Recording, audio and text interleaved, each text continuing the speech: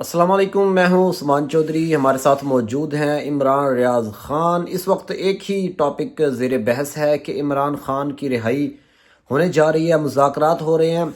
लेकिन दूसरी तरफ अलीमा ख़ान ये कहती हैं कि इमरान ख़ान की रिहाई सिर्फ एहतजाज से मुमकिन होगी और उन्होंने एहतजाज की कॉल भी दे दी है।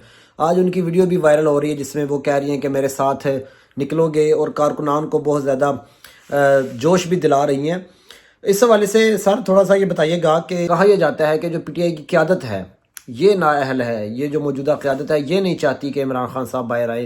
कारकुनान तो निकलते हैं, पाकिस्तानी अवाम भी इमरान खान के लिए निकलती है, लेकिन जो लीडरशिप है ये नहीं चाहती कि इमरान खान साहब बाहर आएँ, क्योंकि अगर इमरान खान बाहर आ गए तो जो इनकी जो मौजें लगी हुई हैं वो ख़त्म हो जाएंगी।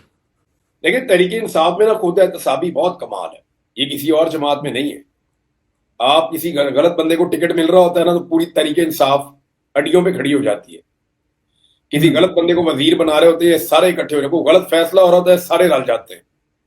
जी। ये बड़ी कमाल पाकिस्तान तरीके। और तहरीके इंसाफ के वर्कर में एक खूबी ये है कि ये अपनी क्यादत पे तनकीद करते हुए घबराता ही नहीं है बिल्कुल। ये एकदम अपनी क्यादत को पहचान। ये इमरान खान पे तनकीद करते रहे माजी में। तहरीके इंसाफ के जो सोशल मीडिया के फॉलोअर्स हैं, इनकी ये क्वालिटी है ना, खुलकर बात करते हैं। ये आप मुझे बताएं ना कि नवाज शरीफ साहब इतने दिन तक नहीं बोले। यार कोई एक पीएमएलएन का वर्कर बोला पूरे मुल्क में कि मियां साहब बोलते हो, मियां साहब क्यों बिस्ती करवा रहे हैं, मियां साहब लोग पूछते हैं चौका च रोक रोक के, मियां साहब खुदा का नाम है, कोई दो जुमले बोल दे। मियां साहब को कोई एक बंदा कह ही नहीं सका। जरदारी साहब अगर कुछ गलत फैसला करते हैं, सिंध में उन्होंने नहरों वाला जरदारी साहब ने खुद लिख कर दिया, करवा दिया, बाकायदा उसके मिनट्स मौजूद हैं। मेरा सवाल यह है कि पूरी पीपल्स पार्टी में कोई वर्कर है तो जरदारी साहब को जाके पूछेगा, जरदारी साहब आप बाप बेटा में पागल समझते हैं? पहले हमारा पानी भेज दिया, बाद में हमारे साथ ही मिलकर नारे लगा रहे हैं कि मरसू मरसू सिर ना देसू। ये क्या है? किसी एक ने भी नहीं पूछा। लेकिन मजे की बात यह है कि ऐसी कोई चीज अगर इमरान खान करे तो पाकिस्तान तहरीके इंसाफ के लोग उनका जीना आराम कर देंगे। इस पार्टी के अंदर ये खूबी है कि ये अपने लोगों पे तनकीद कर सकते हैं। कभी ठीक होती है, कभी गलत होती है, इंफॉर्मेशन की बेस पे होती है। जहां तक इमरान खान की पार्टी की कमजोरी की बात है तो देखें, जितना इनके पास मैंडेट है, जितनी इनके पास अवामी ताकत है, ये उस लेवल की तहरीक बना नहीं पाए। और इसमें कसूर अवाम का नहीं है। जब अवाम के सर पे पड़ी थी तो उन्होंने 8 फरवरी को बता दिया था कि वो अपनी जिम्मेदारी पूरी कर सकते हैं। जब लीडरशिप के सर पे पड़ी है तो वो अपनी जिम्मेदारी पूरी नहीं कर सकते। अली अमीन गंडापुर वहां से ढोल गले में डाल के निकलते हैं पेशावर से, पूरे मैदान में दंदनाते हुए आते हैं। हर जगह अली अमीन गंडापुरी नजर आता है कि कमाल आदमी है, बब्बर शेर है। डी में दाखिल ही नहीं होते। भाई आप फुटबॉल लेके चले, अब डी में दाखिल नहीं होगे तो गोल कैसे करेंगे आप? अब 2 मरतबा वो आए, उनको 2 मरतबा बॉल मिला है, वो आए चलते चलते डी से पहले गायब हो जाते। जब तक वो डी में दाखिल नहीं होंगे तब तक वो गोल नहीं कर पाएंगे। और उन्होंने डी में दाखिल ना होने की कसम खा रखी है कि सामने वाला गोलकीपर जो है वो कहता है मैं तेनों जुतियां मारांगा, वो कहते हैं जी ठीक है, मैं नहीं आता।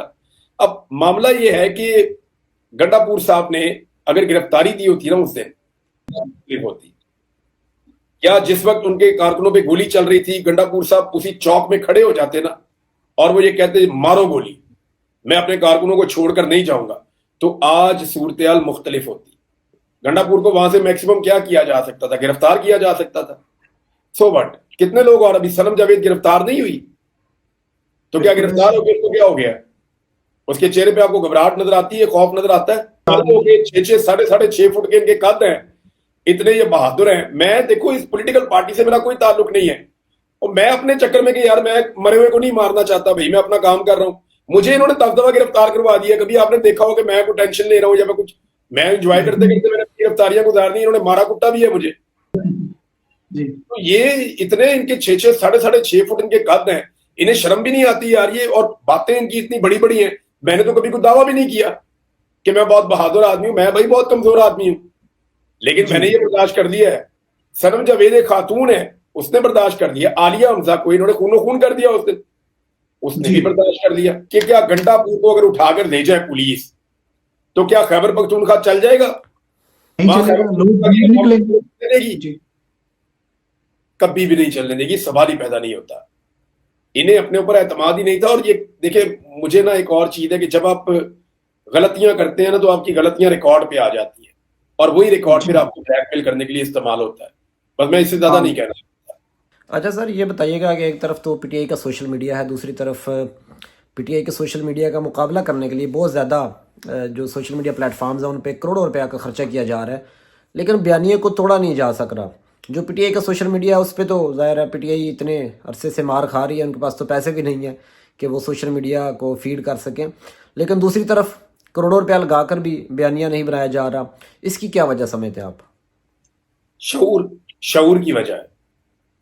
लोगों के पास शऊर है, लोगों को एग्जैक्टली पता है कि कब हमने अपनी फौज और अपने मुल्क के साथ खड़े होना है और कब हमने अपनी मिलिट्री एस्टेब्लिशमेंट के खिलाफ खड़े होना है कि आपका सियासत में कोई किरदार नहीं है, आप अपनी ड्यूटी करें। लोग इस बारीक लाइन को जानते हैं।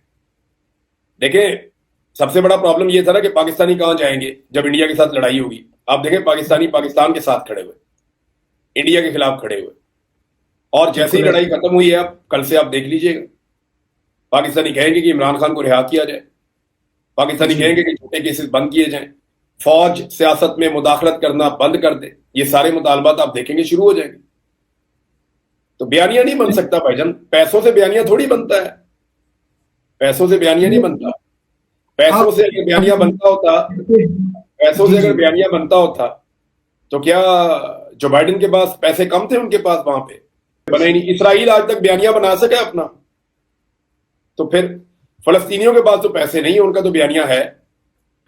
अच्छा सर, मेरा जो तीसरा सवाल है और आखिरी सवाल है, ये पहले से ही मिलता जुलता है कि जहाँ भी जाते हैं, आप भी लंदन में जहाँ भी जाते होंगे, यूके में, तो आपसे लोग एक ही सवाल पूछते होंगे कि इमरान खान कब बाहर आ रहा है। आपने अक्सर कहा भी कि जहाँ भी जाते हैं लोग यही सवाल पूछते हैं, हम भी जहाँ जाते हैं लोग एक ही बात पूछते हैं कि इमरान खान कब बाहर आ रहा है। 2 बार कोशिश भी की गई, लेकिन रिहाई की कोई नवीद सामने नहीं आई।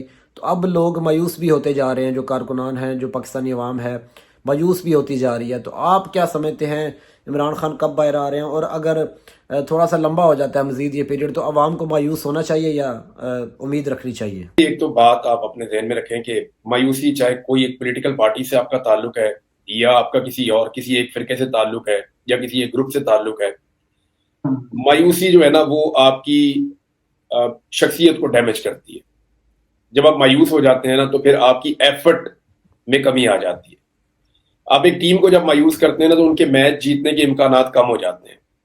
लेकिन एक टीम मैच हार रही हो और वो मायूस ना हो तो उनके जीतने के इम्कानात बन जाते हैं। तो मायूसी से अपने आप को सबको बचाना चाहिए। कोई किसी भी सिचुएशन में उसे लगता है कि अगर वो राइट पे खड़ा है तो फिर मायूसी नहीं। बहुत सारी लड़ाइयां, मैंने पहले भी कहा था कि सिर्फ लड़नी होती हैं, आपने जीतना जरूरी नहीं है। आप सिर्फ ये सोच के अपनी लड़ाई लड़िए कि मैं हक पे हूं और मैं खड़ा हूं और मैं right side of the history मैं खड़ा हूं। तो हार जीत मेरे रब के हाथ में है। मैंने जीतना होगा जीत जाऊंगा, हारना होगा हार जाऊंगा, लेकिन मैं अपने हिस्से का काम कर रहा हूं। तो आप अपने हिस्से का काम कर लिए, आपके दिल में बड़ा इत्मीनान पैदा होगा। आपको बुरी ये बिल्कुल टेंशन नहीं है कि कौन जीतेगा कौन हारेगा। मैं इस पे एनालिसिस करता रहता हूं। मैं इस बात पे खुश हूं कि यार मैंने जो किया मैं अपने आप से मुतमईन। मैं इस बात पे खुश हूं कि मैं अगर मैं इस दुनिया में ना भी रहा तो मैं कम से कम ये मुंह लेकर जा सकता हूं कि जी मैंने एफर्ट की थी, मैं गलत काम के सामने खड़ा हो गया था, मुझे लगा कि मेरे मुल्क में ये चीजें गलत हो रही हैं। ये ताकतवर लोग आम आदमी के इख्तियार को और उसके मैंडेट को, उसकी आवाज को दबा रहे हैं। ये जुल्म, ज्यादती और फस्तायत और जबर कर रहे हैं। मैं उस जुल्म, ज्यादती, फस्तायत और जबर और इंसानी हकूक की खिलाफ वर्जियों के खिलाफ मैं खड़ा हुआ था। मैं इंसानों के बोलने के लिए खड़ा हुआ था, उनकी हक खुद इरादियत के लिए मैं खड़ा हुआ था। तो मैंने कमजोर और पिसे हुए तबकात के लिए आवाज उठाई थी, चाहे वो बलूचिस्तान में है चाहे वो कबायली इलाकों में है। तो मैं इस तरह अपने आप को सुरखरू समझता हूं। और जो लोग ये आवाजें दबा रहे हैं या जुल्म कर रहे हैं वो अपना मुहासबा खुद कर ले और आगे जाके भी होगा। तो मैं अपना स्कोर सीधा रखना चाहता हूं कि मैं ठीक काम कर रहा हूं। हार और जीत मेरे रब के हाथ में, वो जिता देगा तो मैं सर नीचे झुकाऊंगा, सजदा करूंगा, उसका शुक्रिया अदा करूंगा। वो मुझे नहीं जिताएगा मेरी जिंदगी में तो मैं उस उम्मीद के साथ चला जाऊंगा मैं नहीं तो मेरे बच्चे जीत जाएंगे, लेकिन उसका शुक्र अदा करता रहूंगा कि उसने मुझे इस लड़ाई के लिए चुना।